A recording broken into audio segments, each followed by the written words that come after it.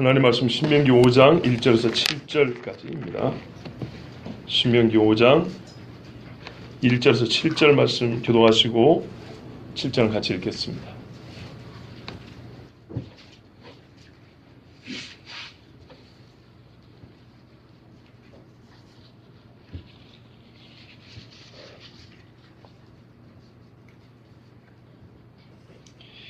모세가 온 이스라엘을 불러 그들에게 이르되 이스라엘아, 오늘 내가 너희의 귀에 말하는 규례와 법도를 듣고 그것을 배우며 지켜 행하라.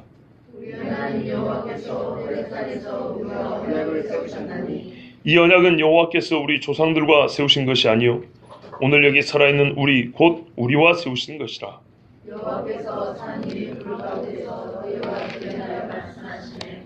그때 너희가 불을 두려워하여 산에 오르지 못하므로 내가 여호와와 너희 중간에 서서 여호와의 말씀을 너희에게 전하였노라. 여호와께서 이르시되 나는 너를 외국 땅 종되었던 집에서 인도하여 낸데 나 외에는 다른 신들을 내게 두지 말지니라. 아멘. 예. 기도하겠습니다. 좋으신 아버지 하나님, 오늘 주님 말씀해 주셔서 감사합니다. 시내산 앞에서 듣는 것과 같게 하시며 모압 평지에서 가나안을 내다보면서 듣는 말씀과 같게 하여 주시옵소서. 꼭 그 자리에서 듣는 것처럼 그 자리에서 받은 은혜와 감동을 주시고 오늘 말씀 통해서 우리가 누구를 어찌 섬겨야 될지 알게 해주시며 정말 이 세상과 싸워 이길 수 있는 믿음 있는 자들, 하나님의 계명을 가진 자들 되게 하여 주시옵소서. 예수 그리스도의 이름으로 기도하옵나이다. 아멘.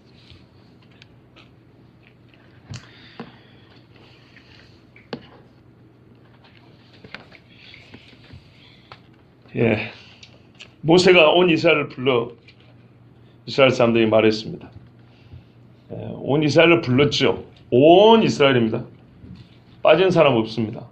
하나님 말씀 듣는데 누구는 들어야 되고 누구는 안 들어야 되고, 나는 10번 들었으니까 안 듣고, 나는 처음이니까 들어야 하고, 이런 것 없습니다. 듣고 또 듣는 것이 우리에게 유익입니다. 별로 마음에 안 드신가 봐요. 예. 뭐 그래도 어쩔 수 없습니다. 그래도 들어야 합니다. 그러니까 하나님 말씀이 들리지 않아도, 그러니까 안 들어도 되는 의인이라는 것은 없고, 하나님 말씀을 너는 들어야 하는 그런 죄는 없는 겁니다. 누구나 다 들어야 하고 누구나 다 다시 듣고 또 들어야 합니다. 이스라엘을 불러서 하나님 말씀하셨습니다. 이방 사람들에게 주신 말씀이 아닙니다. 그러니까 이 말씀은 교회만 들어야 된다 그런 뜻은 아니고요. 일단은 이 말씀이 두 번째 주어졌다는 것을 꼭 기억하셔야 됩니다.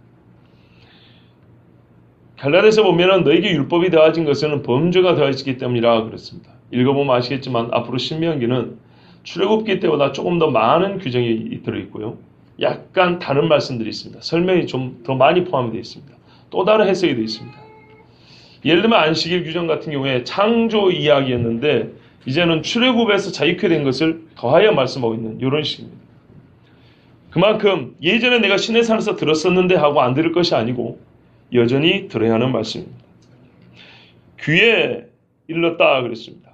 귀가 있는 자는 다 들어야 되고, 귀에 들렸다는 말은 이해할 수 있는 말씀이라는 겁니다. 들으면 이해할 수 있어요. 이해할 수 있고 받아들일 수 있는 말씀입니다. 무엇을 들려주었는가 하니까 규례와 법도를 들려줬다 했습니다. 규례는 법입니다.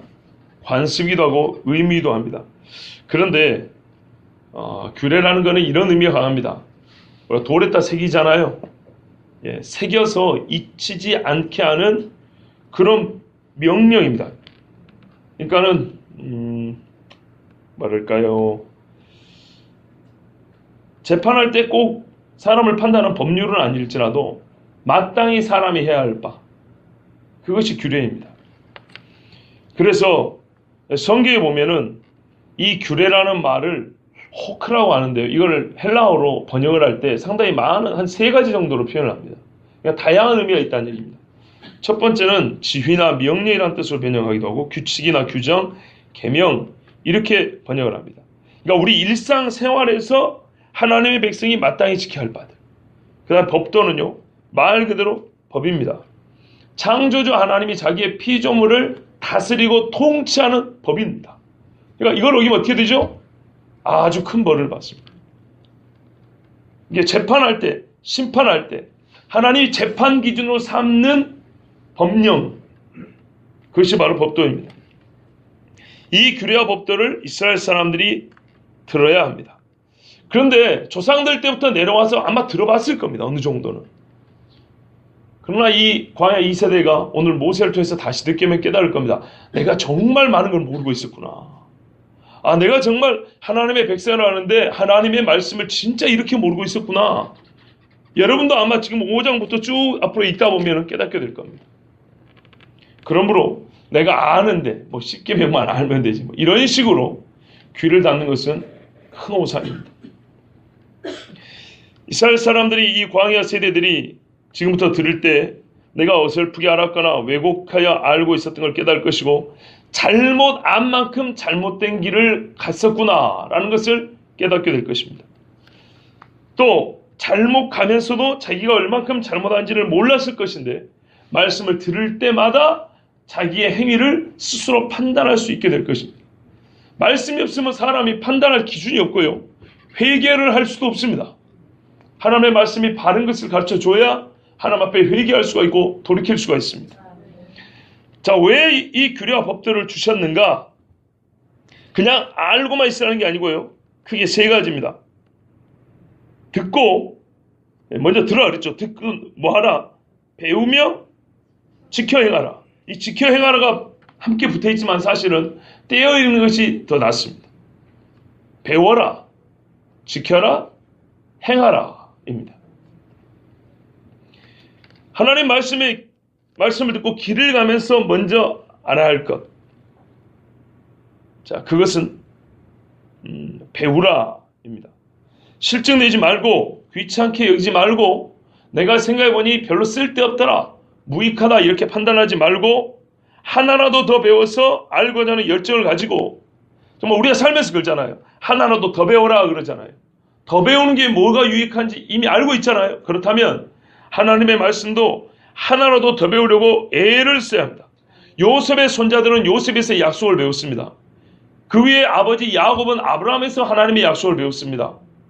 배웠기 때문에 야곱이 조금 못난 성품을 갖고 있긴 했었어도 그는 약속에 대하여 욕심을 낼 수 있었습니다. 요셉이 배워 알고 있었기 때문에 요셉은 그냥 마냥 꿈꾸는 자가 아니라 수많은 사람을 생명 살리는 사람이 되었습니다. 그 다음에 지키라 그럽니다.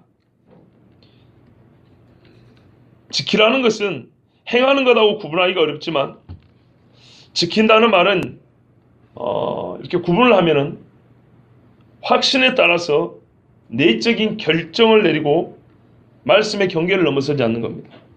이게 무슨 말이냐면 쉽게 말하면 세상 유혹에 넘어가지 않는 겁니다. 내가 하나님 말씀 이렇게 딱 있잖아요. 대개는 금지 명령입니다. 하지 마라 그러면 밖에 사람들이 끌어당기고 막 이렇게 틈을 내려고 하고 유혹하고 미혹해도 흔들리지 않고 넘어가지 않는 겁니다. 이게 지키는 겁니다. 무릇 지키는 말은 것보다 내 마음을 지키라. 보통 지킨다는 말은 전에 지키는 것 전에 지켜야 할 것이 들어있는 상태를 전제합니다. 그렇죠? 예. 이스라엘 사람은 이미 하나님 앞에 많은 복을 받은 사람들입니다. 그런데 이 복을 아무것도 없어서 지금부터 복을 받아 넣어야 될 것이 아니고 이미 받은 복이 많은데 이 받은 복을 끄집어내고 갉아먹으려 하는 여우 새끼들이 들어온단 말이죠. 포도원에 여우 새끼들이 와서 망친다 이 말입니다. 이것들을 막아내야 하고 또 바알볼의 사건처럼 광야 거의 끄트머리 다 와가지고 미인계 쓰니까 넘어가가지고 바알에게 숭배하고 피 섞인 고기들을 뜯어먹고 23,000명, 2,300명 하루아침에 죽어가는데 그 앞에서 음행하고 이것은 하나님의 말씀을 지키지 못한 겁니다. 모세도 마찬가지입니다. 거룩하지 아니하였으므로 내 거룩을 나타내지 아니하였으므로 하나님이 모세에 주신 거룩이 얼마나 많습니까마는 그것을 끝까지 지키지 못해서 가나안에 못 들어갔습니다. 다윗도 그러죠. 하나님 앞에 받은 복이 무지무지하게 많은 사람이죠. 그러나 밧세바 앞에 그는 지키지 못했습니다. 하나님을 경외하는 것을 이미 갖고 있던 여호와 경외의 그 순전한 마음을 지키지 못했습니다. 먼저 지켜야 합니다. 지키기 위해서는 뭐가 있어야 된다고요? 말씀, 규례와 법도가 있어야 돼요. 하나님의 말씀이 어떻게 들리는데 그냥 잠언, 격언, 처세술 인생 철학이 아니라 규례와 법도로 지어야 됩니다. 내가 듣는 모든 하나님의 말씀은 규례입니다. 하나님이 인간에게, 즉 창조주가 인간에게 마땅히 해야 할 바를 가르쳐주는 말씀입니다. 법도입니다. 하나님은 오늘 말씀하신 이걸 갖고 마지막 때 우리를 심판합니다. 그렇게 하나님의 말씀을 드려야 됩니다. 종교적 교훈 정도로 들으면 안 됩니다. 그러니까 매우 실천적입니다. 왜냐하면 이것을 가지고 마지막 어떻게 하니까 행하라 그러죠. 행하라는 것은 적극적입니다. 돌파하는 것입니다. 저항하는 거예요. 내가 이미 지키고 있는 것이 있죠. 이게 가만히 있으면 열매를 못 맺습니다. 밖에서 이거를 무너뜨리려고만 안으로 이렇게 살균 사람 들으려고 하는 것이 아니라 아예 뭉개버리려고 하는 겁니다. 세상에서는 그런 노력이 있습니다. 믿음의 사람들이 믿음을 아예 뭉개버리려고 기독교 진리를 아예 박살내버리려고 하는 인간들이 있습니다. 그 앞에서 저항해야 합니다. 종교개혁자들과 많은 신앙인들은 자기 목을 걸고 저항했습니다. 지난 월요일날 친구들을 괜히 욕한 것 같아서 미안한데요. 말씀드렸죠. 미국에서 온 친구 상당히 괜찮은 놈이었다고요. 괜찮았어요. 그 친구가 그랬다니까요. 자기 지도교수를 자기는 반대하기 위해서 그 공부를 한다 그랬어요. 그렇지만 그의 말에는 상당히 위험한 것이 있었습니다. 앞으로 계속 이메일로 주고받으면서 좀 대화를 계속 해볼 생각입니다. 근데 그 친구들과 대화할 때 제가 고민했다 그랬잖아요. 오랜만에 만난 친구들하고 그냥 사이좋게 얘기하고 헤어질 거냐, 아니면은 혹시 싸울 위험이 있더라도 내 하나님의 말씀, 내 신앙 양심에 따라 그들에게 말할 것이냐. 후자를 택했습니다. 그런다고 해서 하나님이 싸우게 한 건 아니었어요. 또한 하나님의 은혜가 있게 하셔가지고 고개를 끄덕이게 하시고 우리의 기도할 제목을 갖게 하셨어요. 얼마나 감사한지 모릅니다. 행하라는 말은 지속적이고 적극적으로 하나님의 말씀을 세상과 싸워 돌파해 나가면서 실천하라는 얘기입니다. 파도에 넘어지지 않는 배를 얘기하는 게 아니에요. 지키라 얘기는 파도에 넘어지지 않고 파도를 잘 타는 걸 얘기한다면, 어떤 파도는요 탈 수 있는 파도가 아니에요. 깨고 나가야지. 이런 배들 중에는 저희 같은 이제 촌사람들은 알단 말이에요. 어떤 항해사는요 파도를 잘 넘습니다. 파도를 넘기에 적합하게 만들어져 있습니다. 우리가 옆에 보기에는 꼭 넘어질 것 같은데, 자빠질 것 같은데 안 자빠지고 잘 넘어가는 사람이 있습니다. 그런데 어떤 파도는 넘을 수 없는 파도가 있어요. 그리고 배도 넘기는 어렵게 설계가 되어 있는 배들이 있어요. 근데 대신 그런 배들은요 돌파하게 되어 있어요. 깨고 부시게 나오게 되어 있다고요. 행하라는 세상의 파도에 그냥 넘어가는 정도가 아니라 돌파하고 깨부시고 앞으로 나가는 것입니다. 상하고 잘못된 죄가 있으면 그거를 밟고 부셔버리고 거룩한 집을 짓는 것입니다. 이게 행하는 겁니다. 반대가 뭔지 아십니까? 안 행하는 것이 아니고 불법을 행하는 것입니다. 불법을 행하는 사람은 썩어진 썩가래를 가지고 집을 짓습니다. 모래 위에 집을 짓습니다. 잘 기억하세요. 하나님의 말씀을 행하라를 실천하지 않은 사람은 죽은 송장처럼 가만히 있는 게 아닙니다. 반드시 뭘 행하게 되는데요, 규례와 법도가 아닌 걸 행해서 불법을 행하게 되어 있습니다. 그러면 이건 지속적인 싸움입니다. 지난주 주일날 말씀드렸죠. 싸우지 않는 신앙은 없다고 그랬죠. 행하라는 반드시 싸움이 동반됩니다. 왜냐하면 이 규례와 이 법도는 하나님만이 주신 것이기 때문입니다. 즉 세상 사람들이 이 규례와 법도를 몰라요. 다른 규례와 법도를 가지고 산다 이 말입니다. 그러니 싸울 수밖에 없는 겁니다. 가나안에서 여호수아와 함께한 사람들은 법도와 규례를 행한 사람들이었습니다. 그들은 싸웠습니다. 그런데 그 세대가 죽고 나니까 어떻게 됐다고요? 행하는 자가 없었어요. 지키는 자가 없었어요. 말씀을 가르치는 자가, 배우는 자들도 없었어요. 제사장과 레위인부터 타락을 했습니다. 그러니 그 나라가 어떻게 되는지 보십시오. 지켜 행하지 않으면 반드시 불법을 하고 망하게 되어 있습니다. 우리 하나님 여호와께서 호렙산에서 우리와 언약을 세우셨나니, 여러분 규례와 법도의 또 다른 성질을 말씀해 줍니다. 규례와 법도를 뭐라고 말하죠 지금? 언약이라고 합니다. 규례와 법도는 말하자면 명령입니다. 언약은 상호 쌍방 권리와 책임이 주어지는 약속입니다. 하나님은 창조주이기 때문에 우리에게 가장 선하고 옳은 것을 하심으로 우리에게 일방적으로 명령하셔도 좋습니다. 충분합니다. 권위가 부족하지 않습니다. 옳음에 있어서 부족하지도 않습니다. 유익함에 있어서 부족하지도 않습니다. 하나님은 가장 우리에게 유익하고 절대적으로 옳은 말씀을 주십니다. 그리고 우리는 하나님의 피조물이기 때문에 우리는 들어야 합니다. 그런데 하나님은 감사하게도 규례와 법도를, 본질상 창조주가 피조물에게 주시는 명령을 또한 약속이라 하셨습니다. 무슨 말이냐면 본인이 그 명령에 얽매이겠다는 뜻입니다. 본인이 그 규례와 법도를 지켜 행하는 우리에게 무언가 보상을 주시겠다는 것입니다. 뭐 마음에 안 드십니까? 차라리 규례와 법도도 안 주고 보상도 안 줬으면 뭐 그런 거 아니죠? 예. 매튜엘리 1600년대 목사님이 이렇게 말했습니다. 모세는 그들 자신을 통치해야 할 바 호렙산에서 맺은 그 언약에 그들을 연관시켰다 그랬습니다. 무슨 말이냐면 계명을 언약으로 전환시키는 하나님의 놀라운 은총과 겸비, 겸손을 깨달아 그랬습니다. 봐보세요. 약속은 쌍방이거든요. 신의 산에서 하나님은 어떻게 했어요? 규례와 법도를 주셨단 말이에요. 위에 계신 하나님이 아래 땅에 있는 사람들이 주신 말씀이에요.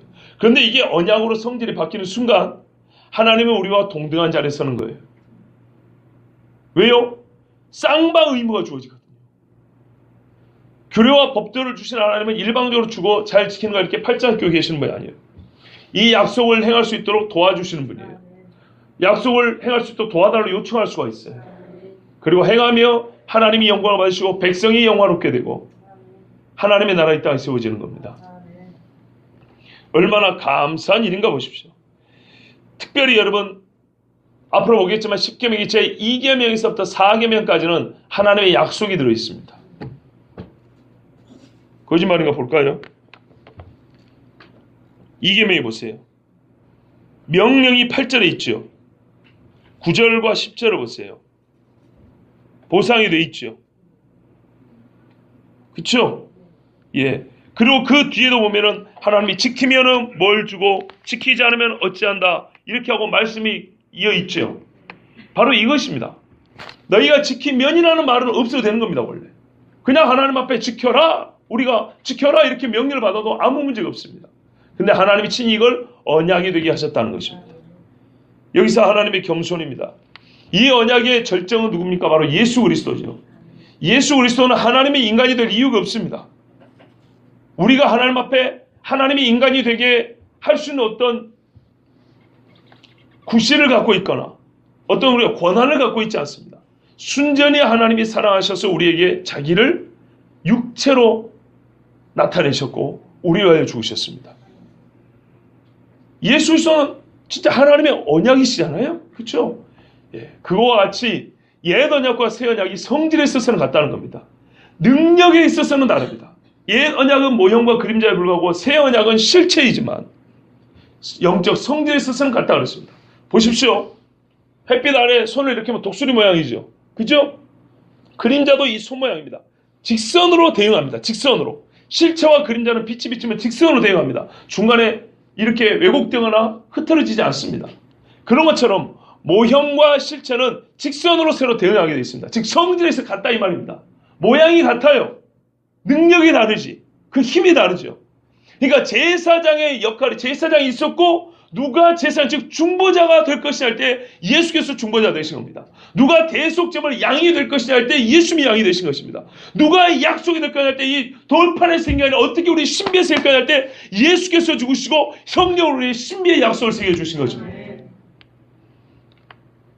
하나님께서 호렙산에서 언약을 세우셨습니다.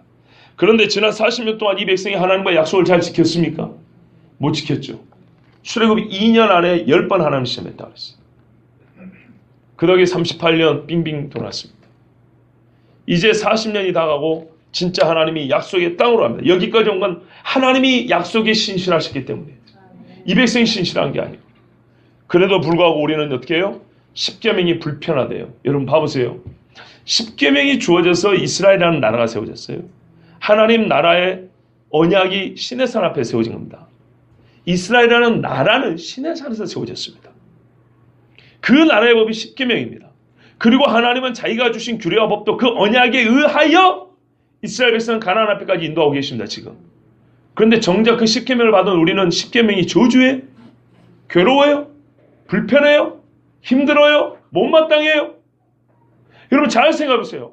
하나님이 먼저 주시고 하나님이 그 약속에 의하여 지금 이 백성을 광야 생활을 마치고 가나안 앞에 지금 세우셨다니까요. 이 약속에 의하여 이 언약에 자기 자신을 얽매임으로 인하여 하나님이 이 백성을 가나안에 들으신다니까요.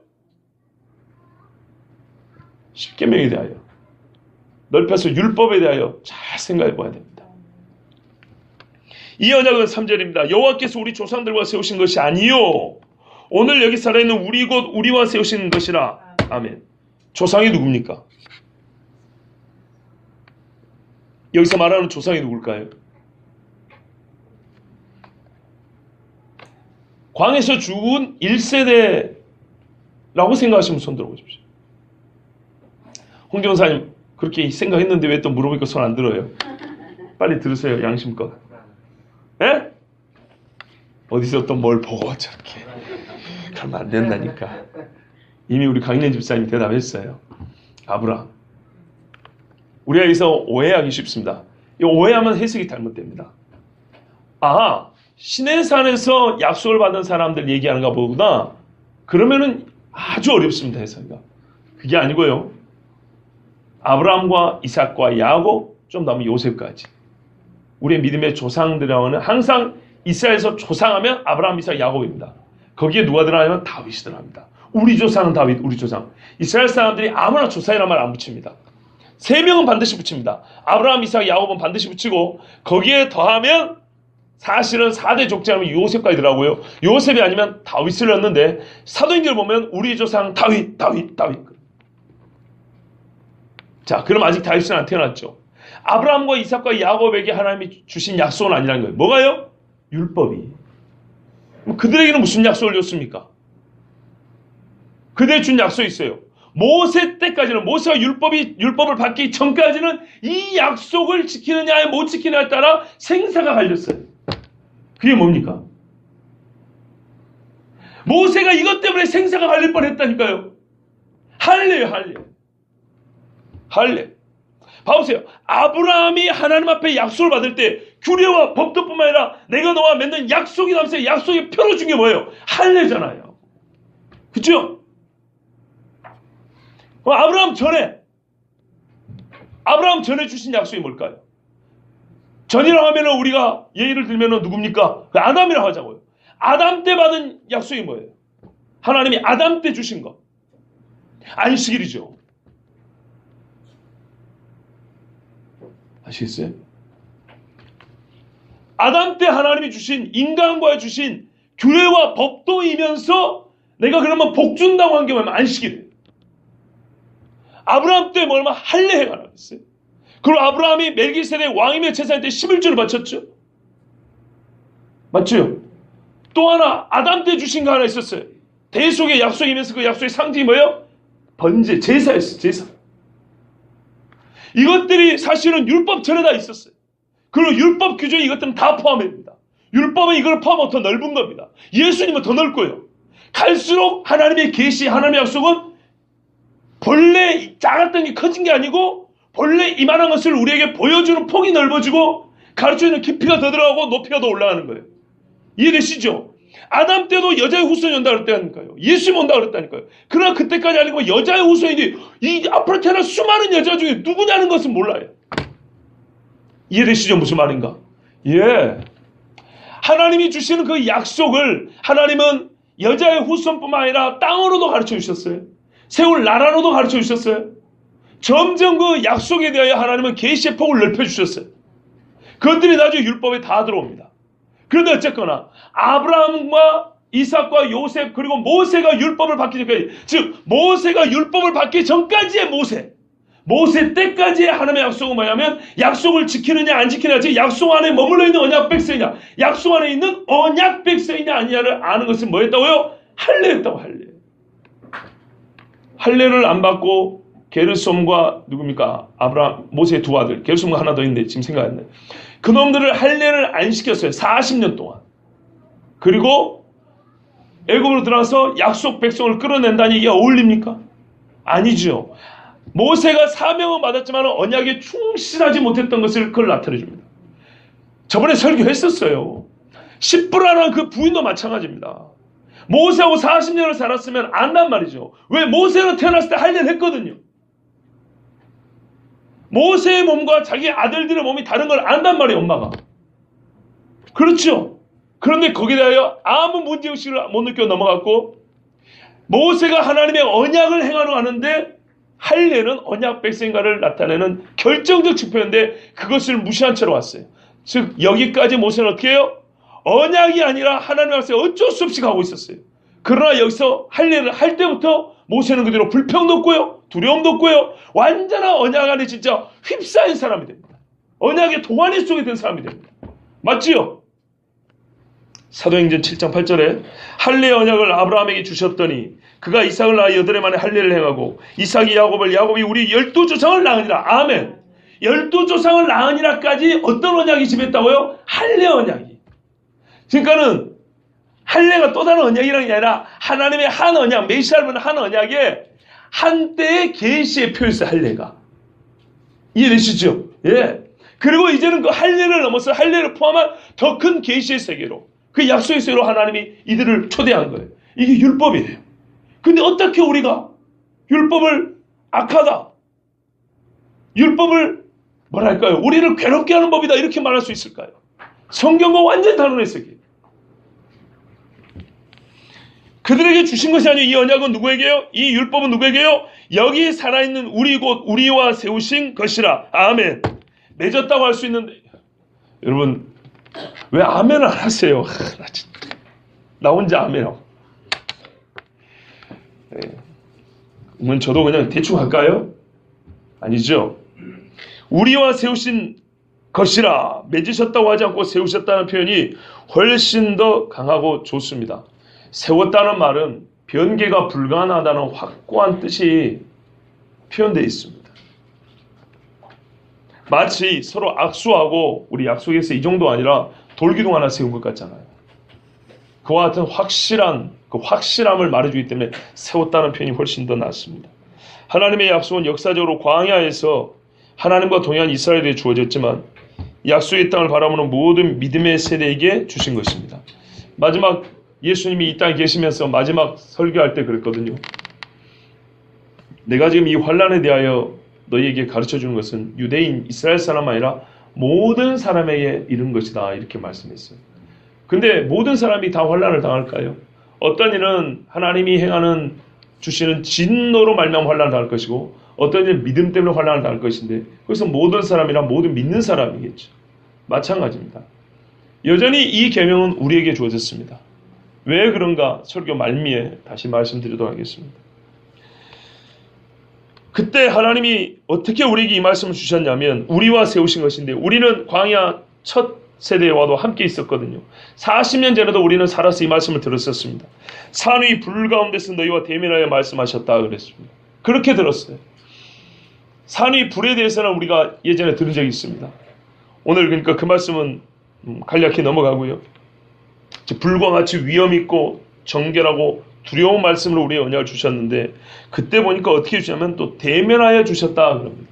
대면하여, 공포하여. 이스라엘 사람이 수십만이 하나님을 보고 있었거든요. 하나님이 그들을 하기 때문에 이거는 비공식적이거나 비밀리에 준 게 아니라 공개적이고 속은 생게 아니라 크게 외쳐 공포한 언약이라는 뜻입니다. 하나님은 이 언약을 먼저 친히 읽어주셨고 오늘같이 귀에 들려 이해하셨고 이스라엘 사람들의 동의를 받으셨습니다. 그리고 언약이 시행됐습니다. 그 말씀이 출애굽기 24장에 잘 기록이 되어 있는데요. 모세가 와서 여호와의 모든 말씀과 그의 모든 율례를 백성에게 전하매 그들이 한 소리로 응답하여 이르되 여호와께서 말씀하신 모든 것을 우리가 준행하리이다. 읽어주니까 응답하려 이스라엘 사람이 준행하리다 이렇게 대답을 했습니다. 모세가 여호와의 모든 말씀을 기록하고 그 후에 또 기록을 했습니다. 이른 아침에 일어나 산 아래에 제단을 쌓고 보세요. 이 서로 약속한 말씀 하나님의 말씀 읽어주고 백성이 동의를 했고 따로 또 기록을 했죠. 기록했다. 두 번째, 이른 아침에 일어나 산 아래에 제단을 쌓고 이스라엘 12지파들이 12기둥을 세우고 이스라엘 자손의 청년들을 보내어 여호와께 서로 번제와 화목제를 드리게 하고 모세가 피를 가지고 반은 여러 양풀에 담고 반은 제단에 뿌리고 언약서를 가져다가 백성이 낭독하여 듣게 하니 다시 듣게 하세요. 이 6가지 절차를 가지고 하나님과의 언약을 이렇게 확고히 세웠던 겁니다. 그러니까 세웠다 그러는 거예요. 그들이 이르되 여호와의 모든 말씀을 우리가 준행하리다. 두 번째 이렇게 대답을 했습니다. 모세가 그 피를 가지고 백성이 뿌리며 두 번째 대답까지 있고 나서 7번째 마지막 이 언약 체결의 종결, 피를 뿌리며 이르되 이는 여호와께서 이 모든 말씀에 대하여 너희와 세우신 언약의 피니라. 율법을 언약의 피로 봉인했다고 했어요. 그리고 나서 언약이 세워졌죠. 언약이 세워지면 어떻게 돼요? 하나님을 우리는 화목한 자가 되어 있지. 하나님과 화목한 자. 로마서에 보면 똑같아요. 예수 그리스도를 말하면 의롭게 되면 하나님과 화목하게 된 자 그랬죠. 하나님과 화목하게 된 자는 더욱 하나님과 화평을 누리자 그랬거든요. 누리자고 출애굽기 똑같이 나와 있어요. 모세와 아론과 나답과 아비후와 이스라엘 장로 70인이 올라가서 이스라엘의 하나님을 보니, 그전에는 모세만 오라고 그랬어요. 24장 1, 2절에는 다른 사람은 올라오지 말고 모세 너만 올라오라 그랬거든요. 근데 이제는 이 사람들 같이 와요. 경계도 없어요. 모세와 선자를 똑같이 같이 서게 합니다. 그리고 이 70인이 하나님을 보고 말한 것이 이 증언이에요. 그의 발 아래는 청옥을 편듯하고 하늘같이 청명하더라. 구름 가운데 들어가서 보니까 구름 속에 하나님의 보좌인데 정말 파랗고 맑은 보좌 아래 말하자면 보좌의 바닥이 그렇게 보이는 거예요. 하나님이 이스라엘 자손들의 존귀한 자들의 손을 대지 아니하셨고, 원래는 손을 쳐 죽여야 되는데 언약의 피로 그들이 하나님의 백성이 되어 있지 않습니까? 이러니까 손을 대지 아니하고 그들은 하나님을 뵙고 먹고 마셨더라. 아멘. 하나님과 더불어 화평을 누리자. 아멘. 똑같아요. 그래서 율법을 새 언약의 예표 모형이라 하는 거예요. 그 성질과 구도에 있어서는 하나의 차이가 없어요. 바로 그때, 그러니까는 지금은 이 언약 체결한 후를 얘기한 것이고, 아까 제가 출애굽기 24장은 언약을 체결한 그 시점에 있어서는 너희가 어쨌냐면 불을 두려워하여 산에 오르지 못했어요. 그래서 내가 여호와와 너희 중간에 서서 여호와의 말씀을 너희에게 전하였었어요. 그때 그랬었어요. 기억할 거다 이 말이에요. 왜? 그때 20살이면 다 기억하잖아요. 그리고 이 언약이 체결됐을 때 산에 올라가서 하는 거 먹고 마셨던 이야기를 제가 아까 말씀드린 거고, 일단은 체결하는 순간에는 아무도 하나님을 보지 못했고 모세를 통하여 대신 들었어요. 이게 중보자거든요. 예수님과 하나님과 죄인 사이에 하나님 천국 복음을 들어서 회개하는 천국에 가까운 나를 외쳤잖아요. 그죠? 중보자의 외침을 보여주고 있습니다. 그 말, 그러면 그때 한 거를 지금 또 한다는 얘기잖아요. 그죠? 여호와의 말씀을 너에게 전하였노라. 그때 이렇게 전하였었다. 오늘 두 번째 전할 거니까 잘 들으라 이런 말이고요. 그래서 신명기를 영어로는 듀테로노미라 하는데 이거는 두 번째 말씀, 두 번째 설교 이런 뜻이라는 거예요. 빌립보 3장 1절에 끝으로 나의 형제들아 주 안에서 기뻐하라. 너희에게 같은 말을 쓰는 것이 내게는 수고로움이 없고 너희에게는 안전하니라. 실제로 이스라엘 백성은 이 말씀을 두 번째 들음으로 더욱 안전하게 됐습니다. 욥기 33장 14절에도 하나님은 한 번 말씀하시고 다시 말씀하시되 사람은 관심이 없도다 그랬어요. 저는 하나님 말씀을 따라 두 번 기록되어 있는 말씀을 두 번째 설교하는 겁니다. 그러면 여러분, 사람은 관심이 없도다에 여러분 양심을 비춰보면 되겠습니다. 관심 없지 않냐고 관심이 있으시기 바랍니다. 6절 보십시오. 출애굽기에도 이렇게 시작합니다. 나는 너를 애굽 땅 종되었던 집에서 인도하여 내 하나님 여호와라. 여호와께서 우리에게 계명을 주시는 권위의 근거를 먼저 말씀합니다. 하나님은 그냥 창조주로서도 말씀할 수 있지만은 구속자의 권위를 가지고 주신 말씀이다 하는 겁니다. 아시겠죠? 그러니까 이스라엘인 거예요. 아직 다른 백성은 하나님의 언약 안에 들어오지 못했죠. 그들은 엘로힘 하나님의 명령을 듣습니다. 창조주의 명령을 듣지만 여호와 언약의 이름으로 하나님의 말씀을 듣는 백성은 이스라엘밖에 없는 겁니다. 그래서 나는 너를 애굽 땅 종되었던 집에서 인도하여 낸 내 하나님 여호와라. 계명의 근거는 창조주뿐만 아니라 구원자로서의 하나님. 여러분, 세상에서 나를 구원해 준 사람이 있다면 얼마나 고맙겠습니까? 자, 우리는 하나님과 구체적인 언약 관계, 구체적인 구원받음과 구원자의 관계가 맺어진 것을 부인하지 못합니다. 우리는 왜냐하면 이미 예수 그리스도의 고난을 듣고 알고 있고 믿는 사람들이기 때문입니다. 적어도 그렇기 때문에 이스라엘 사람들보다 하나님의 말씀이 더욱 철저해야 되는 것입니다. 하나님은 창조주로서 우리에게 말씀할 수 있지만은 이 말씀을 주시기 전에 그분은 스스로 여호와라 이렇게 말씀했습니다. 자, 보십시오. 하나님이 지금 이스라엘 사람들이 이 명령을 주시는 근거를 두 가지 있는데, 하나는 구원하신 분이라고 그랬죠. 근데 그 구원하신 분의 이름이 뭐라고요? 여호와라 그랬죠. 그래서 이 여호와는 약속의 이름이라고 그랬죠. 근데 또 하나 알 것이 있습니다. 그게 뭐냐면 여호와의 이름의 그 뜻은 해석하면 스스로 있다 이런 말이죠. 언제부터요? 영원부터.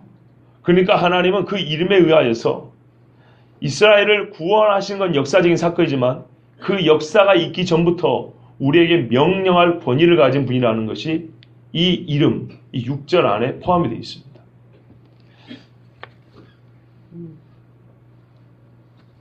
이제 본격적으로 하나님께서 계명을 주십니다. 사실 이 앞까지는 서론이고요. 계명이 본론입니다.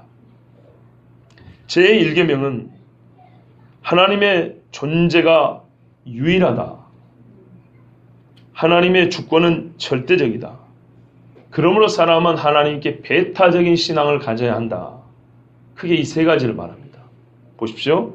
나 외에는 다른 신을 내게 두지 말지니라. 적어도 하나님이 존재한다는 얘기입니다.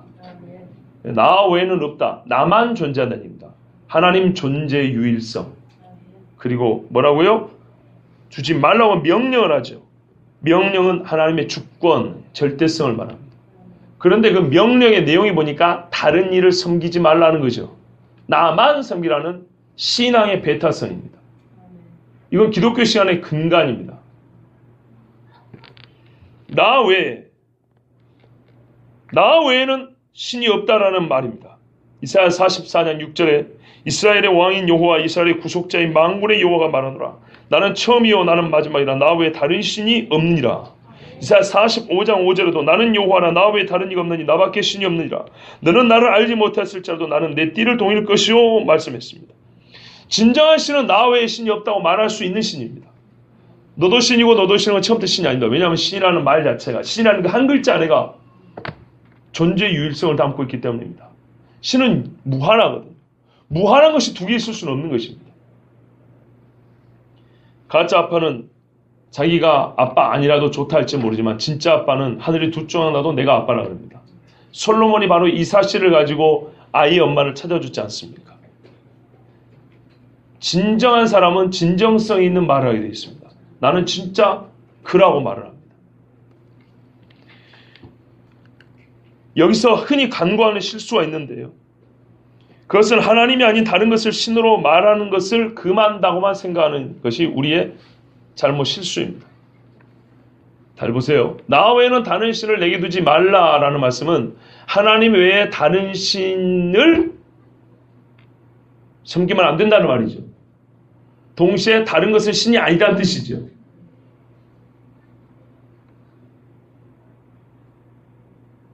그러니까 하나님 안에 다른 것들을 신으로 말하지 말라. 이렇게 금하는 것 외에 이 말씀은 무신론도 배격합니다. 하나님이 누구시죠? 신이에요. 제1계명은 다른 신을 섬기는 것만 막는 게 아니고 신이 없다라고 해서 하나님도 싸잡아서 없애버리려고 하는 그런 사상도 무너뜨리는 말씀입니다. 이해가 되시죠? 다른 신들을 어디에 두지 말라고요? 너에게 두지 말라. 이 너에게 두지 말라면 네 옆에 이런 뜻입니다. 그런데 번역에 따라 어떻게도 할 수 있냐면 내 앞에 이런 말이기도 합니다.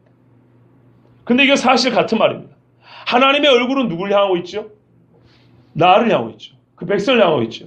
근데 그 백성 옆에 다른 파트너가 있다면 하나님하고 그도 마주보게 돼 있겠죠. 하나님은 너 옆에 있는 누구하고 마주보기 싫다 이 말입니다. 부부도 그렇지 않습니까? 나 외에 다른 배우자가 아주 질투가 심한 분들은 누가 옆에 서 있기만 해도 아주 화를 낸단 말입니다. 근데 여기서 옆에 있다는 말은 모든 삶을 동행한다는 뜻입니다. 너 옆에 누군가를 두면은 하나님은 나를 보고 계시는데 하나님은 그와도 마주보게 되는데 나는 네 옆에 누구를 내가 너를 마주보는 것처럼 마주보기 싫다 이런 말입니다. 단순히 옆에서 사진만 찍는 게 아니죠. 옆에 있다는 것은 동반자라는 뜻이고 생각과 삶의 궤를 같이 한다는 뜻입니다. 오직 하나님만 바라보고 하나님의 말씀, 하나님이 인생의 주권자가 되어야 되는데 하나님이 서 있어야 될 자리, 그 자리에 다른 이가 서 있는 것을 금하는 말씀입니다. 여러분, 신앙생활은요, 나와 하나님이 서로 마주보는 것입니다.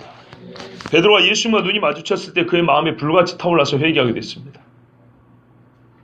호렙산 떨기나무 앞에서 여호와를 만났던 모세를 보십시오. 인생의 많은 역경 속에서도 항상 다윗은 하나님을 찾았다 있습니다.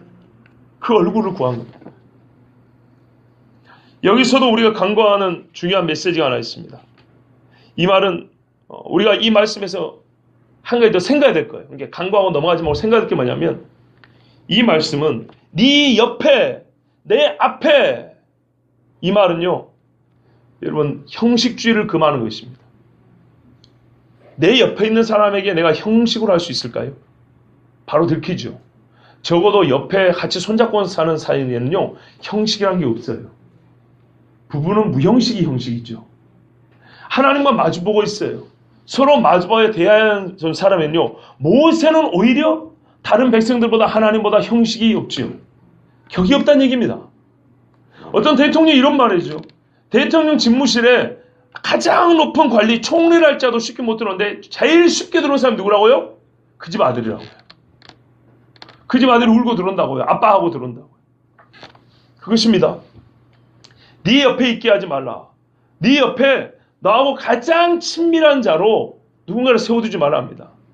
나는 너를 마주본다는 거예요. 하나님은 나를 마주볼 때 하나님 뭔가를 가리고 숨기고 나를 마주본다는 거예요. 마주본다는 거 하면서 이 마주본 누구를 마주보냐. 예? 정말 결혼하기 전에 남녀 둘이 얼굴을 다 마주보고 손잡고 있는, 그걸 생각해 보세요. 여기에 다르게 낄 수 있을까요? 여기에 형식주의에 빠질 만한 뭔가 있을까요? 없지요. 그러면 안 되는 것이죠. 바로 그런 말이에요. 제1계명을 하나님을 섬기기 어떻게 섬기라고? 형식주의에 얽매여서 섬기지 말고 진실로 섬기라, 이런 말입니다. 가짜는 다 들통나게 돼 있어요. 두지 말지니라. 없애야 하고요. 있는 건 없애야 돼요. 매우 강력한 명령이에요. 두지 말라는 거는. 만일 다른 것이 내 옆에 있고, 그래서 하나님이 보시기에 앞에 있는 것이 되어버린다면 하나님은 나를 떠날 것입니다. 보세요. 아까 말씀드렸잖아요. 진정성이라고 했잖아요. 내 옆에, 앞에는 진정성. 내가 하나님 안에 다른 것에 내 진정을 바치고 있다면 하나님은 나를 보지 않고 등을 돌립니다. 이스라엘이 하나님 앞에 그 마음을 다른 데로 빼앗겼을 때 하나님은 떠났습니다. 다시 한번 설명할게요. 이 말에 좀 여러분 이해가 잘 안 되는 부분이 있는 것 같아서. 번역이 이렇게 됐다는 거예요. 나를 심하면 내 옆에 두지 말라, 이런 말이에요. 내 옆에, 나 인간, 한인간 옆에. 하나님을 기억할 때는 하나님 눈앞에 두지 말라, 이 말이에요. 다른 것들을. 이해되시죠? 둘 다 매우 진정성 있는 관계를 말하는 거예요. 내 옆에 부부. 그렇죠? 역시 부부도 마주볼 때 있잖아요. 그렇게 생각해보세요. 쉽게 이해하려면. 사람이 이해대로 말한다면. 하나님은 나를 이렇게 마주보고 계신 거예요. 내 앞에 하나님 계시고 하나님 앞에 내가 있어요. 이스라엘은 항상 그 하나님의 눈동자 같다 그랬어요. 불꽃 같은 눈동 바라보신다 그랬죠. 그렇게 바라보고 있어요. 하나님과 내가. 그런데 어느 순간 하나님이 나를 보고 있는데 내 옆에 누군가 또 있는 거예요. 정말 마음을 통해서 동행하여 걸어가는 누군가가 또 있는 거예요. 이걸 볼 때 하나님은 어떻게 해요? 나 여호와는 질투하는 하나님이라고 했어요. 그래서 하나님은 돌아선다는 얘기입니다. 그렇게 되면 나는 하나님 아닌 그한테서 구원을 구해야 되고, 그에게 기도해야 되고, 그를 의지하고 살아야 됩니다. 하나님 아닌 것에 여러분 기도하고 의지할 수 있는 것이 무엇이 있습니까? 이 세상에서 내가 가장 의지하는 것 중에 여러분 기도할 수 있는 거 있으면 한번 내보세요. 내가 이 땅을 살면서 가장 의지하는 사람이 있어요. 그 사람을 향해서 기도할 수 있습니까? 그의 이름으로 기도할 수 있습니까? 어떤 인간에게도 기도할 수가 없습니다. 그런데 사람은 바보같이 기도할 수 없는 그를 하나님 대신 그 자리에 놓는다고요. 그러지 말라는 얘기입니다. 두지 말지니라. 모든 계명과 규례와 법도는 여기서 시작합니다. 사람의 관습과 문화와 생활 양식도 하나님 아닌 다른 것으로 말미암아서는 안 됩니다. 어떤 것도 두면 안 된다고 그랬습니다. 어떤 판단과 분별도 하나님을 빼고 할 수는 없습니다. 하나님의 백성은 모든 행사에 하나님만 앞에 모시고 행해야 합니다. 이 말도 여러분 뭐 예전에 많이 들었죠. 뭐 돈이 우상입니까? 자식 사랑이 우상입니까? 내 사랑이 우상입니까? 교회 성장이 우상입니까? 막 그러고 막 목사님이 많이 설교했죠. 그죠? 그래서 지금 아까 방금 드린 말씀도 여러분 좀 식상하게 들렸을지 모르겠어요. 제가 뭐라 그랬죠? 모든 계명과 규례와 법들은 여기서 시작합니다. 사람의 관습과 문화와 생활 양식도 하나님 아닌 다른 것으로 말미암아서는 안 됩니다. 바꿔 말하면 그 어떤 것도 하나님 자리에 서 있으면 안 됩니다. 뭐 그런 말로 들리지요. 조금 더 생각해 볼 필요가 있습니다. 두지 말지니라. 두지 말지니라. 이 말씀을 들을 때도 여러분 하도 많이 들었을 때 대수롭지 않게 넘어가는 경우가 있는데요. 이제는 좀 대수롭게 들어야 될 게 있어요. 그건 뭐냐면 두지 말지라는 무의식 중에 행하는 일을 말하는 게 아닙니다. 의식적이고 의지적인 행위를 말합니다. 하나님 아닌 것이 내 옆에 있게 되는 일은 무의식 중에 일어난 일도 아니고 어쩔 수 없이 발생하는 사고도 아닙니다. 하나님 저도 모르게 해요. 이렇게 됐습니다. 아닙니다. 처음에 단초를 제공하는 어떤 일을 할 때 우리는 마음이 약간 거리꼈을 겁니다. 그걸 넘어서고 나니까 그 길에 들어서고 나니까 이제 무감각해진 겁니다. 근데 잘못된 길에 들어서는 순간 문턱을 밟을 때는 그 턱이 딱 걸렸을 겁니다. 걸린 턱을 넘고 나니까 그 다음에는 무의식 중에 행하는 것처럼 아주 자연스럽게 됐을 겁니다. 그런데 우리는 그 뒷부분만 생각하고 너무 자연스러워가지고 나도 모르게 이랬습니다 했는데 아니에요. 하나님 말했는데 우리에게 딱 보여줍니다. 네가 그 일을 시작한 진짜 무의식 중에 행한 것 같은 그 일이 처음 시작됐을 때 네 발이 딱 걸렸을 때 거기를 우리 비디오를 딱 돌려고 보여주면 무의식적으로 일어나는 일은 없습니다. 매우 의식적이고 의지적인 결단과 함께 일어나는 것입니다. 우상, 즉 하나님이 아닌 것을 내 앞에 두는 것입니다. 여러분 내 옆에 있다니까 저 멀리 있는 게 아니고 내 옆에 냄새가 나고요. 뭐가 있으면 이 작은 물통이 있으면 느낌이 오잖아요. 이게 어떻게 무의식적으로 일어납니까? 하나님 외에 다른 것을 섬기며 동행하면서 나는 몰랐다는 변명은 통하지 않습니다. 거꾸로 의지적으로 결심해서 하나님 아는 것은 내한테 제해야 합니다. 야곱이 라반에서 나온 다음에 세겜을 지나 베델로 올라갈 때 보세요. 너희 안에 있는 것들을 다 끄집어내라 그랬죠. 그리고 세겜 상수리나무 아래 다 묶고 갔다 그랬습니다. 그게 두지 말지니라 합니다. 물론 율법이 있기 전 사람이지만 꼭 그와 같은 것입니다. 다 알고 있었던 걸 모른 척 있을 뿐이에요. 여러분 이제 질문 한 가지와 한 가지 경고와 주의를 주고 오늘 말씀을 마치려 합니다. 짧지는 않습니다. 질문입니다. 여러분 10계명을 잘 지키고 있습니까? 제1계명을 준수하고 있습니까? 그렇다고 대답하는 중에는 형상을 가진 우상, 이렇게 세워놓은 우상을 숭배하지 않기 때문에 그럼 내가 잘 지키지 라고 생각하는 분이 계실 겁니다. 아마도 대부분이 그럴 겁니다. 조심하십시오. 제1계명의 형상 이야기는 나오지도 않았습니다.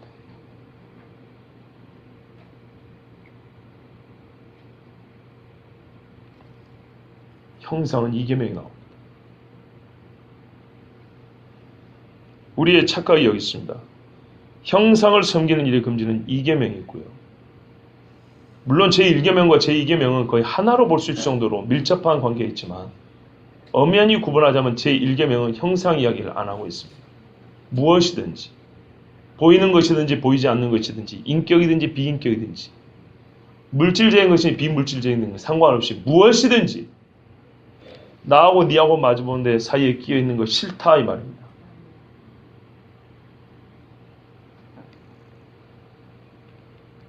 약하군요. 좀 더 강하게 표현하면 제1계명은 너에게 나 외에 나밖에는 다른 이가 없어야 한다. 나 외에 다른 이가 네 옆에 있다면 나도 내 눈앞에서 너를 지워버릴 것이다. 이런 말입니다. 아까 번역을 내 옆에 내게라는 말은 beside me 내 옆에 이런 말입니다. 그리고 내 앞에 하나님이 뭐예요? 아니 너 유죠. 너 옆에. 그리고 하나님 기준에는 내 앞에 이렇게 말했죠. 자, 그 말을 그대로 사용한 거예요. 네 옆에 나 외에 다른 너의 동반자 있다면 나는 내 눈앞에서 너를 지워버릴 거다는 거예요. 왜? 두지 말아야 되는데 이거는 유와 무의 문제거든요. 없애야 할 걸 있게 하면 나는 있는 걸 없애버린다는 거예요. 언약이지 않습니까? 언약은 상호 대등한 거예요. 없애야 할 걸 있게 하면은 거꾸로 어떻게 해요? 있는 걸 없애버리는 거 맞잖아요. 있는 걸 좀 상하게 한다거나 있는 걸 좀 약하게 한다거나 그 정도 문제가 아니에요. 사람이 하나님 안에 다른 것을 준 것은 하나님 자리에 두는 거거든요. 하나님은 그렇게 보는 거예요. 내 자리에 네가 나 안에 누구를 놓기 때문에 나는 네가 있는 자리에서 내 앞에서 너를 없애버렸다는 게 이게 일계명이에요. 만만하게 일계명을 보시고 나는 불사 앞에 절하지 아니하고 부적도 뗐고 우리 집에 신주단도 없앴고 글씨가 나는 십계명 일계명을 지키고 있는 사람이야. 천만의 말씀. 그래서 옛날 목사님이 이렇게 말씀한 거예요. 물론 이런 해석을 통해서 말씀한 건 아니었어요. 적용을 하다 한 말씀이었어요. 하나님보다 나 자신을 더 사랑하고 하나님보다 재물을 더 사랑하고 하나님보다 자식을 더 사랑하는 사람은 우상을 섬기는 것입니다. 이렇게 말했었죠, 옛날에. 지금도 그러죠. 그건 적용을 차원에서 말했지만 실제로 신학적 말씀의 해석적으로 맞는 말이에요. 형상이 아닌 것이라 할지라도 무엇이라도 없애야 될 자리에 그가 없애야 될 자리에 그걸 놓으면 나는 내 앞에 너를 두고 싶은데 있어야 될 너를 나는 없애버린다는 얘기예요. 거짓말입니까? 이스라엘 역사를 보세요. 이스라엘이 가나안 땅에 들어가서 어떻게 됐습니까? 우상 숭배한 결과 어떻게 됐냐고요. 내 눈앞에서 지워버리라 그랬다고 하나님이. 무서운 이야기입니다. 교회들이 왜 땅에서 사라집니까? 교회가 왜 사라지게 됐냐고요. 교회들이 왜 문을 닫게 됐냐고요. 이유를 생각해 보세요. 뭐 때문입니까? 하나님의 계명을 우습게 여겼어요. 복음을 가볍게 여겼어요. 자기들 마음대로 살면서 예수 믿는다고 말만 잘했어요. 불법을 행하는 자들아 내가 너희를 모르니 나가라 그랬다고요. 나에서 떠나라 그랬다고요. 유와 무의 문제입니다. 하나님의 계명은 아주 절대적입니다. 제가 친구들하고 대화할 때도 그거 했어요. 계명에 대해서 성경에 대해서 뭐라고 말하는데 제가 마지막마다 두 번 세 번 강조했어요. 우리는 너무 하나님의 말씀을 성경보다 약화시켜서 보는 경향이 있다. 성경은 솔직히 말해서 우리가 지금 대화하는 것보다 더 엄격하다. 하나님 말씀은 더 분명하다는 것을 인정해야 한다. 실제로 그렇지 않습니까? 오히려 그래서 성경 읽기가 부담스러운 거 아닌가요? 우리가 말하는 우리가 생각보다 유하고 부드러운 우리가 성경 읽기 그 부담이 안 될 것입니다. 여러분이 생각보다 더 부드러운 설교를 할 것 같으면 여러분 설교가 듣기 부담이 안 될 것입니다. 그래서 성경은요 매우 직선적이에요. 매우 분명해요. 흐린선이 없어요. 그런데 신학을 좀 배웠다는 놈들은요 대부분 말이 많을수록 성경을 아주 흐리는 말들이 대부분.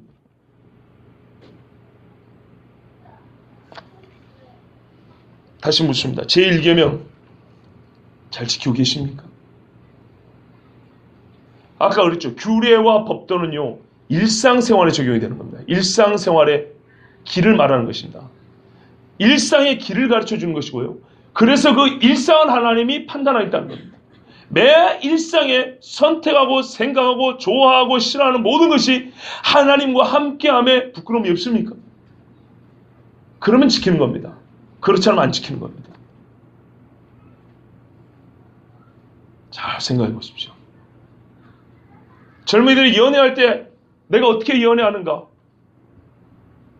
여러분 제1계명이 여기에 달려있다는 걸 아셔야 됩니다. 저 뒤에 가서 간음하지 말라 여기 걸려있는 게 아니고 내가 누구를 선택하느냐, 내가 어떤 기호를 갖고 있느냐, 나는 어떤 여성성을 좋아하느냐, 나는 어떤 남성성을 좋아하느냐, 이 자체가 제1계명과 상관있다는 걸 알아야 됩니다. 교회 봉사하는 것도 마찬가지예요. 서로 섬김이라는 저기 시내에 가서 서로 병 낫기를 위해 기도하고 봉사할 때는 성령이 공부하신 힘으로 하고 불평하지 말고 이것도 제1계명과 상관있다는 걸 알아야 됩니다. 하나님이 살아계시잖아요. 하나님이 나에게 약속을 주셨잖아요. 나는 애굽 땅 종되었던 집에서 너를 구해야 돼. 네 하나님 여호와라 그러잖아요. 하나님 앞에서 생각하면 봉사도 달라집니다. 헌금도 달라집니다.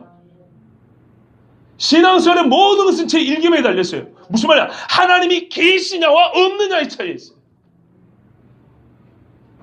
제1계명 잘 지키고 있습니까?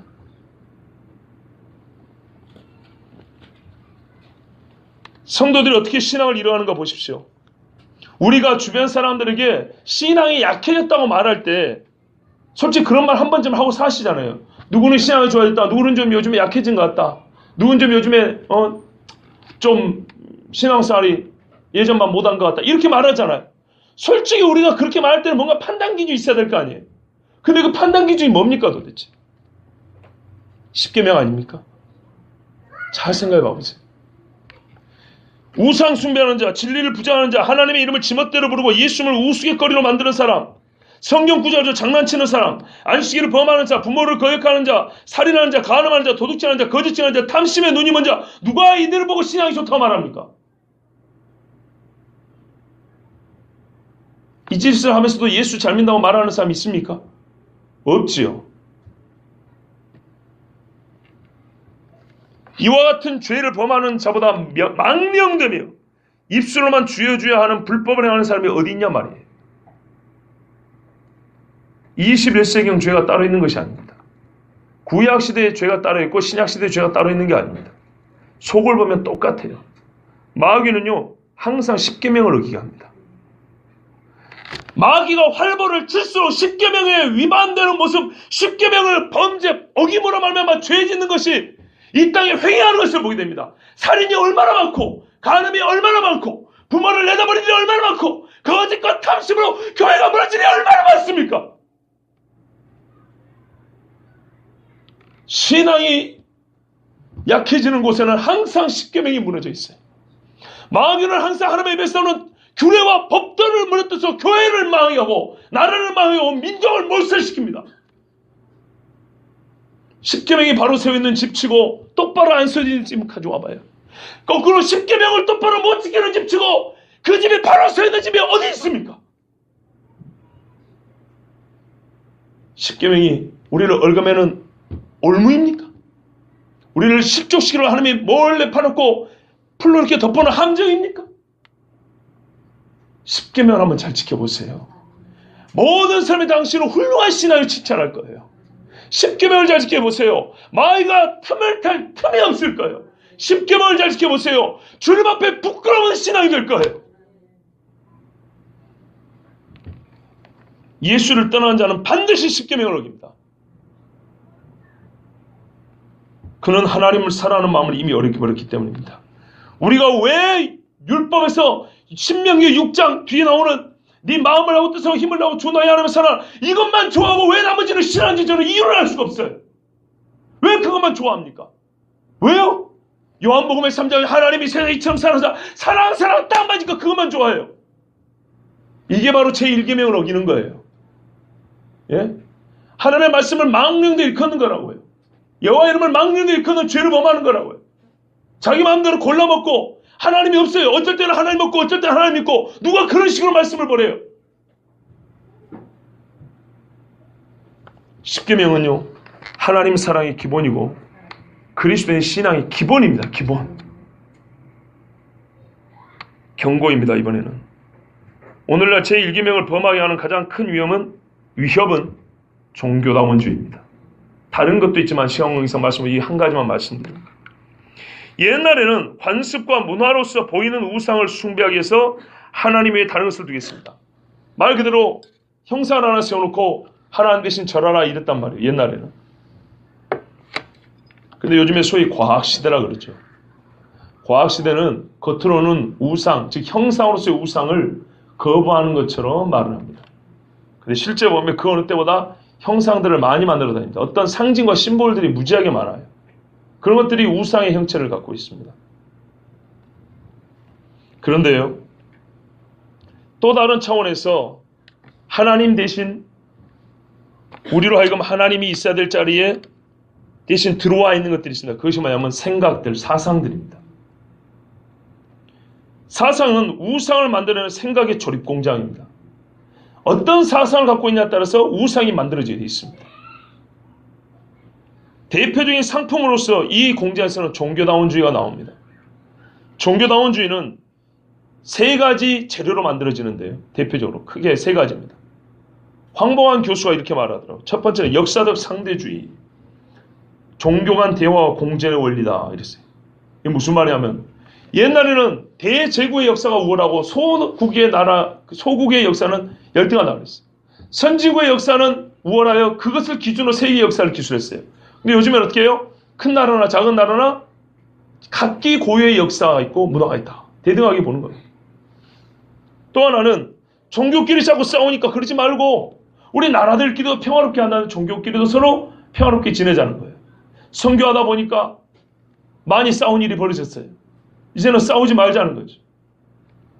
두 번째는, 그게 첫 번째, 두 번째고. 세 번째는요, 인간의 해방과 발전 추구입니다. 지금 중요한 건 뭐냐면 사회의 악으로 말미암아 빈자들이 너무 많았어요. 고통을 당한 사람이 너무나 많아졌어요. 이 사람들의 해방을 줘야 된다. 그러기 위해서는 종교끼리 싸우면 안 된다는 것이고, 배타적인 구원을 말하면 안 되고, 모든 종교의 구원이 있고 그 종교들마다 사람들이 힘들고 어려운 사람들이 귀의하여 기대어서 그들이 위로를 얻고 이 사회 악에서부터 구원을 받아야 된다는 거예요. 대개 이 세 가지가 종교다원주의의 재료가 되었어요. 재료일 뿐입니다. 그리고 마귀 새끼는 이거를 잘 버무려서 종교다원주의라는 사상을 만들어냈습니다. 모든 종교에 구원이 있다. 또는 한 신이 있는데 그 한 신이 여러 종교를 통로로 삼아 구원으로 인도한다. 종교다원주의 여러 가지예요. 신 자체가 여럿이. 그래서 각 종교의 구원이 있기도 하고, 아니면 한 신이, 우리가 보는 표면상의 종교가 다양하게 보지만 다 그것이 한 신이 내놓은 길일 뿐이다. 이렇게 얘기하는 겁니다. 그 안에는 뭐냐면 적어도 유일신은 없습니다. 계명에 일계명은 없다고요. 나 외에 다른 신을 두지 말라는 이 말씀은 없습니다. 또 이 말은 다른 구원이 없다. 예수 외에는 우리에게 구원을 말하는 이름이 없다 그랬죠. 그런 것처럼 배타적인 신앙 없어요. 배타적이라는 것은 배타라는 어감이 안 쓰는데 뭐냐면요, 나에게는 짝이 한 명이다 이런 뜻입니다. 부부의 사랑을 배타적 사랑이라고 그럽니다. 배타적 신앙, 하나님 외에 나머지는 아니다라는 얘기를 하는 거예요. 그런데 본래 신앙이라는 것은 본질상 배타적이거든요. 본질상 배타적인데 세상은 용어를 바꿨습니다. 독선이라고 바꿨죠. 진리는 원래 하나입니다. 세상에 올림피아에서 금메달로 둘이 줄지 몰라도 진리는 하나입니다. 그런데 진리를 하나로 말하는 것을, 진리 유일성을 요즘에는 용어를 바꿨죠. 독선으로 바꿨죠. 그렇죠. 그리고 예수를 믿으라, 교회에 와서 예수 믿으라 하는 이 말을 어떻게 해요? 편협으로 바꿨죠. 구원을 부름을 편협으로 바꿨다고요. 이렇게 용어를 바꿨어. 이제는 교회 안에 진리 예수 그리스도를 믿고 우리가 구원받는 이 주장하는 사람들을 아주 이 사회의 악으로 만들어버렸어요. 교회가 절대적인 피해를 보고 있습니다. 여러분, 진짜 무서운 사실이 있습니다. 형상을 가진 우상에 절하는 것을 미개하다 하지만 사상으로 우상 숭배자를 만들어낸 겁니다. 사상적인 우상 숭배자. 그 어느 때보다 무신론자가 많아요. 제1계명이 어긋나는 겁니다.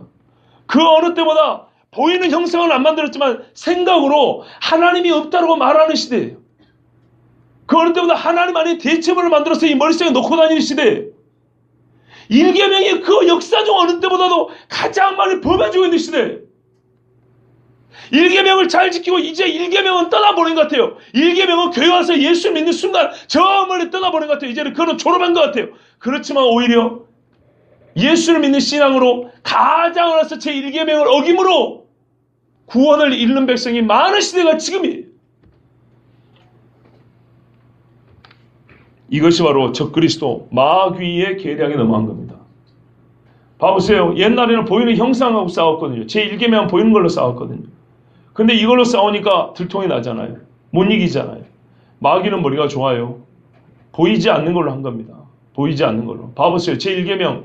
마귀가 어떻게 아담과 하와를 이겼는가 봐보세요. 하나님 말씀이 있어야 할 자리에 말씀을 빼고 마귀 말을 집어넣었다 그러죠. 이게 1계명의 문제거든요. 그래서 모든 문제는 여기서 시작한다 그랬어요. 모든 복도 1계명의 준수에 달려있고 모든 저주와 상황도 1계명의 불순종에 달려있는 거예요. 지금은 사람들이 사상적으로 하나님이 없다는 생각을 가지고 사는 시대입니다. 그래서 머지않아 이런 생각이 가득하면 반드시 생각은 뭘 낳아요? 형상을 낳게 돼 있어요. 조금 있으면 과학시대를 할지라도 또 다른 형상들을 만들어서 제1계명을 어기는 것을 사람들이 아무렇지도 않게 여길 겁니다. 여러분 요즘에 빌딩을 세울 때 말입니다. 얼마나 과거의 우상의 그런 코드를 담아가지고 만드는지 아십니까? 건물을 지을 때 기능적으로 사람이 살기 좋게만 지은 게 아니고 건물 자체가 하나의 상징과 코드를 담고 있게 만든다 이런 말입니다. 저기 제2롯데월드 설계자한테 한번 물어보세요. 뭘 생각하고 이렇게 만들었냐고. 단순히 건물로서의 기능을 생각할 것 같으면 꼭대기에 이걸 만들 필요가 없습니다. 그 공간에 방이 하나 더 만들지. 이해되세요? 꼭대기에 보면 빈 공간 있죠? 이렇게 돼 있고 이게 빈 공간이 있거든요. 근데 이게 북유럽 신화에 보면 그 안에 들어가는 게 여의주 구슬입니다. 사탄의 눈깔입니다. 사탄의 눈깔. 이게 영화 반지의 제왕에서 잘 나와 있습니다. 언젠가 여기에 여의주가 들어가면 나라 망한 줄 아십시오. 뱀같이 꼬아놓은 건물들도 있습니다. 일부러 그렇게 만듭니다. 공원들도 그렇게 만듭니다. 각 학교마다 심볼하고 세워놓은 것들 봐보세요. 아주 다양합니다. 지금은 옛날같이 사람의 형상, 눈, 코, 입이 달린 것으로만 형상으로 우상을 숭배하는 게 아니라 마음속에 머릿속에 아주 다양한 무신론적이고 반하나님적이고 종교다원주의적인 다신론 사상이 가득한 시대가 되어버렸다고요. 그리고 이것을 이제는 옛날처럼 눈, 코, 입이 달리고 손발이 달린 형상이 아니라 다른 고급스럽고 세련된 그런 상징물들을 가지고 사람들에게 만들었고 진짜 사람들의 눈을 속여가면서 곳곳에 우상을 배치해놨어요. 우리가 길거리 걸어도 우상이 얼마나 많은지 몰라요. 실제로 그 물건 안에 우상의 의미, 반하나님적인 의미가 담겨있는 건물과 상징물이 너무너무 많아요. 그런데 그런 것을 아무렇지도 않게 설치하고 그런 거 설치하는데 수천만 원 수억을 쓰고 사람들이 즐거워합니다. 그렇다면 여러분, 마지막 때 적그리스도 와가지고 예수 믿는 사람들을 핍박하고 자기 형상을 만들어 놓고 절하라 하면 그럼 이겨낼 수 있겠습니까?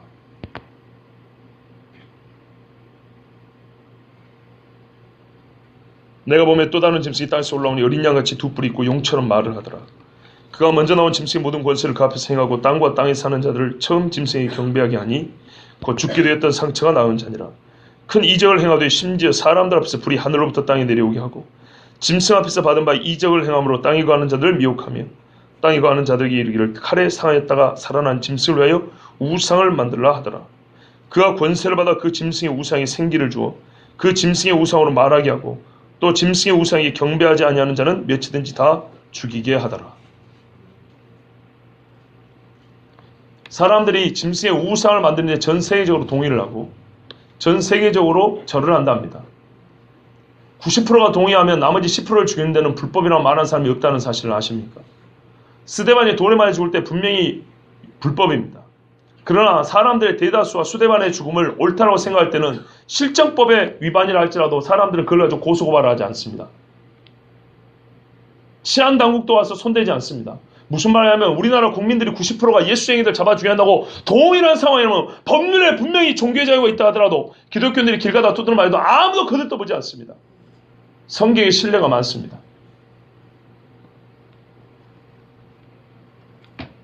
그리고 적그리스도의 우상이 절하는 것과 짐승의 뼈가 뗄 수 없는 관계에 있으므로 짐승의 표 666을 사람이 수로한 겁니다. 이건 단순히 경제적인 문제가 아닙니다. 앞에는 우상 숭배 얘기고 뒤에는 경제적인 문제, 매매를 못하게 하더라. 종교와 경제의 문제가 아닙니다. 이 두 개는 같이 붙어 있습니다. 그래서 적그리스도는 인간의 형상이고 인간의 수라고 말한 겁니다.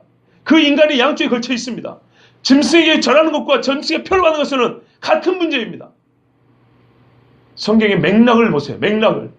바로 뒤에서 이렇게 말합니다. 그가 바로 그 우상을 세워서 절하는 그가 모든 자고 작은 자나 큰 자나 부자나 가난한 자나 자유나 종들에게 그 오른손이나 이마의 표를 받게 하고 받기 싫은데요. 받아 이 새끼야. 받기 싫은데요. 죽을래 받을래. 우상에 절하게 하고 하기 싫은데요. 대가리 박어. 하기 싫은데요. 박어. 누구든지 이 표를 가진 자 외에는 매매를 못하게 하니 통장에 돈 많이 있어봐야 소용없어요. 연금 들어봐야 못 받아 먹어요. 퇴직금 못 받습니다. 학교 애들 등록금 못 냅니다. 쫓겨나야 됩니다. 그래서 배도가 있다는 거예요. 누가 이기겠습니까? 여러분 이길 자신 있습니까? 나나 여러분 솔직히 이길 자신 있습니까? 제1계명의 문제입니다. 10계명까지 가지도 않았어요. 종말은 제1계명의 싸움이에요. 누구를 섬길 거냐의 문제. 자유나 종들이 그 오른손이나 이마에 표를 받게 하고 누구든지 이 표를 가진 자에는 매매를 못하게 하니 이 표는 곧 짐승의 이름이나 그 이름의 수라. 지혜가 여기 있으니 총명한 자는 그 짐승의 수를 세보라. 그것은 사람의 수니 그의 수는 666이니라. 아멘. 머지않아 제1계명부터 범죄화되는 시대가 올 것입니다. 우리는 성경에서 그런 일을 많이 봤습니다. 이스라엘 하나님이 세운 나라, 하나님의 눈동자가 머물러 있는 땅에서 행해진 우상 숭배를 보십시오. 아합과 이세벨이 얼마나 많은 여호와를 섬기는 자와 선지자를 잡아 죽여내 보십시오. 다른 이유가 아닙니다. 여호와를 섬기는 자였습니다. 1계명입니다. 1계명. 다니엘을 보십시오. 이 사람들이 쓰는 게 뭡니까? 다니엘의 업무 능력이 문제가 아닙니다. 다니엘의 외모가 문제가 아닙니다. 민족도 문제가 아닙니다. 다니엘을 섬기는 신이 문제입니다. 왜 너는 여호와를 섬기냐 이 말이에요. 그래서 금왕개발 30일 동안 기도하지 말았어요. 기도가 금지되는 때가 옵니다. 지금 서울대에서는 종교 포교를 못하게 합니다. 전도를 못하게 합니다. 예? 옛날에는 노방전도에도 아무 문제 없었어요. 토요일마다 거리에는 찬송수를 올려 펴있어요. 얼마나 반가운지 몰라요. 근데 요새는요, 경범죄 처벌합니다. 못하게 합니다. 캠퍼스에서 못하게 합니다. 길거리에서 못하게 합니다. 집에도 못 들어야 합니다. 점점 사회적인 여론이 저거 좀 못하게 하라. 저거 좀 못하게 합니다. 그럼 왜 다른 종교는 괜찮을까요? 다른 종교는 그래서 거짓말하는 게 증명이 되는 거예요. 걔네들은 그렇게 하나 상관이 없다는 거예요. 처음부터. 그러나 기독교는 그렇지 않아요. 진리는 하나이고 진리는 반드시 선포돼야 되기 때문에. 다니엘은 30일 동안 기도를 금지당했습니다. 하나님을 찾지 못하게 한 거예요. 아까 기도 이야기했죠. 그렇죠. 내 옆에 있는 자에게 간구하는 건데 하나님 앞에 기도를 못하겠어요. 하나님을 찾지 못하고. 거꾸로 당시에 바벨론의 왕을 섬기겠어요. 왕 앞에 기도하라고 그랬어요. 왕 앞에 구하면 내가 살려준다고 그랬어요. 1계명의 문제입니다. 베드로가 사도행전 4장에서 예수를 전하는 것을 금지당했습니다. 처음에는 조용히 타일렀습니다. 말하지 마라. 좀 있다가 어떻게 해요? 경고했습니다. 위협하여 놓아줬습니다. 그 다음에는 매를 때렸습니다. 그 다음에 가둬놨습니다. 그 다음에는요 목을 칩니다. 갈수록 심각해집니다. 이 세대 제1계명을 범죄하여 그리스도인을 사회 악으로 만들어 죽이는 일은 갈수록 가속화되고 그것이 대표적인 게 뭡니까? 지금 차별금지법입니다. 자, 차별금지법에서 4년 전에 쓴 조그만 에세이가 있는데 그 게시판에 붙여놓을 테니까 주의를 한번 읽어보십시오. 지금 통과되지는 않았습니다. 그러나 이게 될까 말까 지금 계속 실랑이가 있죠. 시소하고 있죠. 그 중에 제일 중요한 게 뭡니까? 성적 지향성입니다. 뭐라든지 상관하지 말라. 어떤 성애를 가지고 있든지 어떤 성을 좋아하든지 상관하지 말라. 차별하지 말라 이 말이에요. 목사가 와가지고 동생이들끼리 주문하는 거 안 해주면 벌금 내야 됩니다. 감 나갈 수 없으면 수천만 원 벌금을 내라고 합니다. 이게 서구에서 이미 일어나고 있는 일입니다. 우리나라에서 그렇게 됩니다. 사실은 차별이 아니어도 거절할 수 있거든요. 저 역시도 저에게 결혼식 때 주례나 기도를 부탁한 경우에 제가 거절하는 경우도 많습니다. 그런데 그 거절했다고 차별금지법에 걸리지 않는데 유독 그런 법이 만들어지면은 딱 거기 걸면 걸리기 좋습니다. 왜? 세상은 걸게 하려고 만들기 때문이죠. 점점 그렇게 되어가고 있습니다. 동성애 문제는 예전에 설교했지만 동성애가 허용되고 나면 지금도 허용되지만 동성애로 이루어진 가정 이것이 허용되고 나면요. 차별금지법에서 말하는 성에 대한 차별이라고 하는 것 그것을 우리가 범죄인으로 그 법에 의해서 범죄로 낙인 찍혀나면요. 정말 사회는 정말 어지러운 일들이 벌어집니다. 그 사람들 그 중에 한 가지를 얘기해 볼까요? 그 사람들은요. 동성끼리 그러면 절대 애를 못 가집니다. 생물학적으로 전혀 불가하죠. 그러면 어떻게 되는지 아십니까? 인위적 인공적으로 애를 가지려고 합니다. 그런데 현대 과학기술을 빌려서 어떤 식으로 하냐? 유전자 조합을 합니다. 즉 인간이 평범한 인간이 나오는 게 아니고요. 엊그저께 말씀드린 대로 거의 공자에서 만들어 같은 인간이 나옵니다. 인간의 이해가 완전 달라지게 됩니다. 하나님이 주신 하나님의 형상이라는 개념이 완전히 달라지게 됩니다. 그걸 가속화시킬 수 있습니다. 동성 결혼을 합법하면 동성애 자체는 지금도 막을 수 없어요. 그런데 동성 결혼의 문제입니다. 실제 문제는.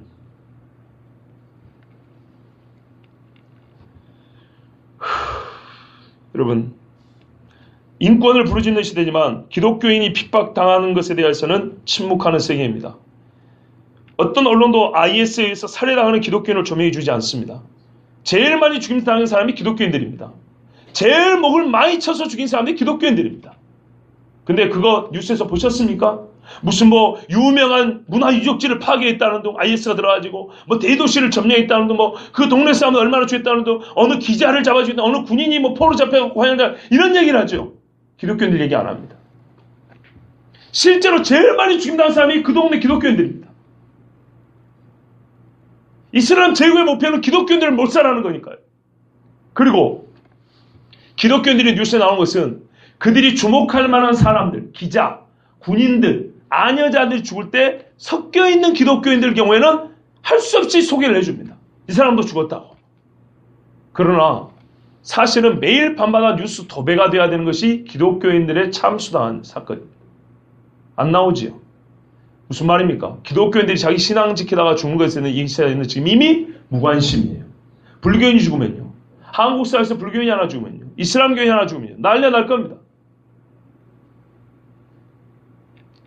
그래서 팔레스타인 사람들이 이스라엘과 데모하고 싸울 때요. 여자하고 어린이들을 일부러 앞에 세웁니다. 그리고 일부러 거기다 폭탄 지어줍니다. 그러면 결국에는 할 수 없이 총을 쏴야 되거든요. 할 수 없이. 그럼 앞에 있는 여자나 어린애가 죽어요. 그러면 그거 뉴스에 막 떠들어낸 겁니다. 그걸 노리고 하는 겁니다. 여러분 팔레스타인하고 지금 옛날의 팔레스타인하고 지금 팔레스타인은 완전 다릅니다. 성경의 팔레스타인은 말입니다. 블레셋 사람들이죠. 이 사람들은 해양족입니다. 원래 사람이 어디냐면 그리스 사람들이에요. 원래 유럽에서 배 타고 들어온 사람들이에요. 깃발 꽂고 전쟁하는 사람들. 그래서 싸움을 잘해요. 근데 지금 팔레스타인 사람들은 대부분 뭐냐면 아랍 사람들입니다. 중동 사람이라고 혈통이 달라요. 그들이 원래부터 거기 들어가지고 그걸 차지했던 게 아니라 이 말이에요. 영문식 이름이 같으니까 지금의 아랍 사람들이 팔레스타인 이름 쓰니까 옛날에 고대 팔레스타인 사람은 원래 그 땅의 주인인 것처럼 생각하는데 아니에요. 원래 주인 팔레스타인 블레셋 사람들은 유럽 사람들이에요. 옛날에 지중해 건너온 사람들이에요.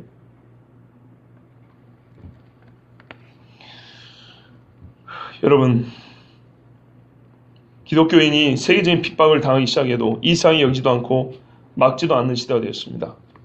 북한 지하교회 성도들의 순교 이야기 한 가지 들려드리겠습니다. 이순옥 씨라는 분이 지금 60 넘은 분인데 미국에서 증언한 이야기입니다. 자기가 원래 당원이어가지고 북한 당을 위해서 한 7년 동안 열심히 간부로서 일했던 사람인데요. 배신자 낙인이 찍혀가지고 사상범으로 몰려서 사형 선고를 받았습니다. 사형 선고를 받고 그 사상범 감옥 있잖아요. 뭐 14호인가 18호인가 무슨 이런 교화소 같은데 그 들어갔습니다. 거기서 갇혀 있으면서 재정을 또 보는 뭐 일도 하고 뭐 그랬나 봐요. 그런데 말이죠. 이 사람이 거기서 본 증언입니다. 일반 사상범과 기독교인은 분리를 한다 그럽니다. 섞이면 말 섞이면 예수인이 될까봐. 그런데 한 번은 이런 일을 봤답니다. 그 일을 한 데서 보니까 1500도씨 정도 되는 용광로 그 쇳물을 가지고 일을 하는 작업장이에요. 정말 어려운 일이죠. 근데 거기에 키가 한 120, 30cm 정도밖에 안 되는 조그마한 난자이 같은 사람들이 일을 하더래요. 근데 가만 보니까 원래 난자이가 아니고 하도 고열에 너무 고생을 해가지고 머리가 다 빠지고 이빨이 빠지고 해골바가지 같이 살도 없고 빼짬을 하고 이렇게 있고 척추뼈가 녹아가지고 몸이 굽어버린 거예요. 이렇게 가슴과 배가 이렇게 다 이렇게 다닌 사람에게 여러분 영화 뭐 골룸같이 이렇게 다닌 거예요. 해골바가지처럼. 알고 보니까 그 사람들이 다 예수쟁이들이 했던 거예요. 근데 어느 날은 그게 교동관이 부른 거예요. 야 너희들 예수쟁이들 북한 사투리 썼겠죠. 너희 하늘에 있는 하나님만 부르지 않죠. 하늘에 있는 것 그거 말이야. 그거 버리고 김일성 수령님을 섬기기로 하면 내가 풀어준다. 그런데 이 사람들 중에 한 사람도 나서지 않더랍니다.